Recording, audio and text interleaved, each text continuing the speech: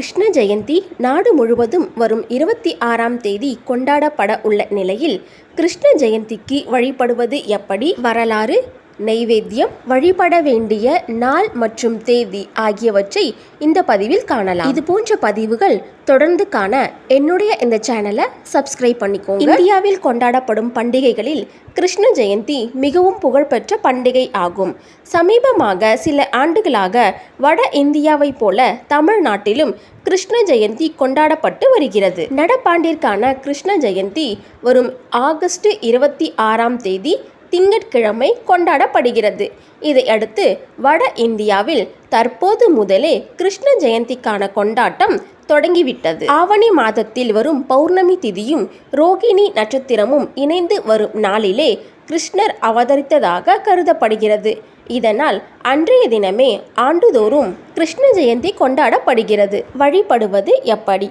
கிருஷ்ணர் நள்ளிரவில் பிறந்ததாக புராணங்கள் கூறுவதால் கிருஷ்ண ஜெயந்தி எப்பொழுதும் மாலை நேரத்திலேயே கொண்டாடப்படுகிறது. காலையிலேயே எழுந்து நீராட வேண்டும்.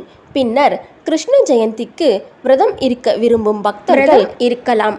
3 நாழிகை விரதம் இருப்பது சிறப்பாகும். ஒரு நாழிகை என்பது 24 நிமிடங்கள். இவ்வாறு 3 நாழிகை விரதம் இருப்பதால் 3 ஜென்ம பாவங்கள் தீரும் என்பது ஐதீகம். விரதம் இருக்க இயலாதவர்கள் இருக்க வேண்டும் என்று அவசியம் இல்லை. வழிபாடு செய்யும் முறை: கிருஷ்ணரின் புகைப்படம் அல்லது சிலை ஏதேனும் ஒன்றை பூஜை அறையில் வைத்து கொள்ள வேண்டும். கிருஷ்ணரின் படமோ அல்லது சிலையோ இல்லாதவர்கள் பெருமாள் புகைப்படம் அல்லது சால கிராமம் இருந்தாலும் அதனையும் வைத்து பூஜிக்கலாம். இவ்வாறு நம்மிடம் எந்த புகைப்படமோ அல்லது சிலையோ இருக்கிறதோ அதற்கு சந்தனம், குங்குமம் இட வேண்டும். சிலர் களிமண்ணால் ஆன கிருஷ்ணரின் சிலையையும் பயன்படுத்துவார்கள். கிருஷ்ணரின் படத்திற்கு அல்லது சிலைக்கு முன்பு வாழை இலையை இட வேண்டும். வாழை இலையில் கிருஷ்ணருக்கு பிடித்த சீடை, முறுக்கு உள்பட பலகாரங்களை வைக்க வேண்டும்.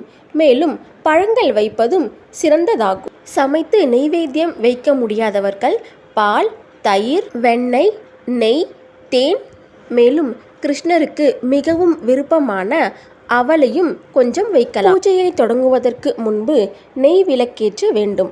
பின்னர் தீபாராதனை காட்டி கிருஷ்ணரை வழிபட வேண்டும். பொதுவாக கிருஷ்ண ஜெயந்தி என்றாலே வீடுகளில் உள்ள குழந்தைகளுக்கு கிருஷ்ணர் வேடமிட்டும் ராதை வேடமிட்டும் பெற்றோர்கள் அழகு பார்ப்பார்கள். கிருஷ்ணர் வேடமிட்டு குழந்தைகளின் பாதங்களை அரிசி மாவில் வைத்து வீட்டில் குழந்தையை நடக்க வைத்து அழகு பார்ப்பார்கள்.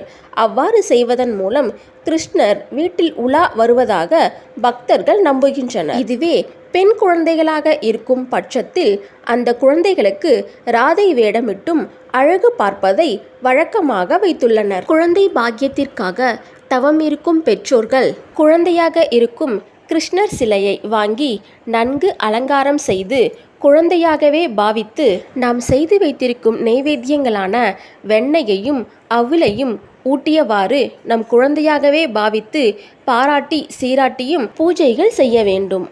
இவ்வாறு வழிபாடு செய்வதால் நம் வீட்டிலும் கட்டாயம் குழந்தை பாக்கியம் கிடைக்கும் என்பது நம்பிக்கை. அஷ்டமி திதியானது ஆகஸ்ட் 26ஆம் தேதி திங்கட்கிழமை வருகிறது.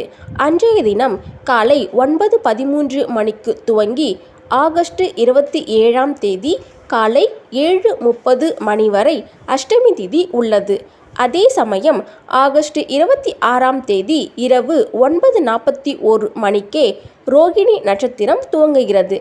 ஆகஸ்ட் 27ஆம் தேதி இரவு 8:54 வரை ரோகிணி நட்சத்திரம் இருந்தாலும் அஷ்டமி திதியும் ரோகிணி நட்சத்திரமும் இணைந்து வரும் நேரமே கிருஷ்ணர் அவதரித்த நாளாக கருதப்படுகிறது.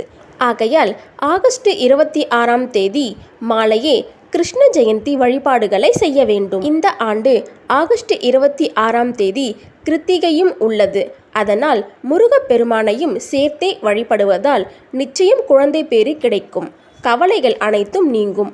அன்றைய தினம் வீட்டில் உள்ள கிருஷ்ணர் சிலைக்கும் குழந்தைகளுக்கும் கிருஷ்ணரை போல் நன்றாக அலங்காரம் செய்து கிருஷ்ணருக்கு மிகவும் விருப்பமான பலகாரங்களை படைத்து வழிபட வேண்டும்.